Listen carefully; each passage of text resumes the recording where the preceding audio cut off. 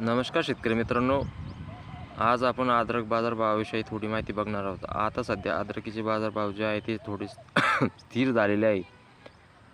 अद्रकीचे बाजारभाव जे आहे आता सध्या स्थिर झालेल्यामुळे आज शेतकरी पण टप्प्याटप्प्याने माल विकत आहे. त्याच्यामुळे बाजारभाव चांगल्या प्रमाणात टिकून आहे.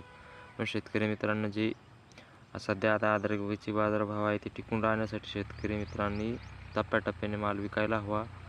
आणि अद्रकीचे बाजारभाव कशा प्रकारे राहतील येणाऱ्या काळामध्ये. अद्रकीचे बाजारभाव सरासरी आता सध्या स्टेटला 47-48 रुपयापर्यंत चालू आहे. 46 रुपयापासून 48 रुपयापर्यंत.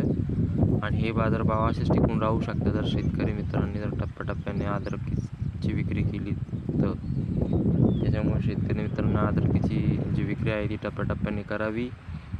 आणि जे काही खराब माल आहे त्याचे बाजारभाव आहे 18 ते 22 रुपयापर्यंत.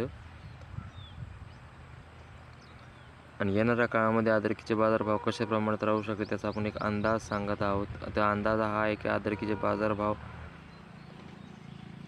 5,500 रुपयापर्यंत जाऊ शकतं. पण त्याला वेळ लागेल, 1.5 ते 2 महिने लागू शकतं. ज्यावेळेस अद्रकीचं जे बेन आपण काढायला चालू 15 मार्चच्या नंतर, त्यावेळेस अद्रकीचे बाजारभाव 5,500 रुपयापर्यंत जाऊ शकतात. शेतकरी मित्रांनी फक्त अद्रकी टप्प्याटप्प्याने विकायची आहे. जास्त घाई करून चालणार नाही. थोडी अद्रक द्या.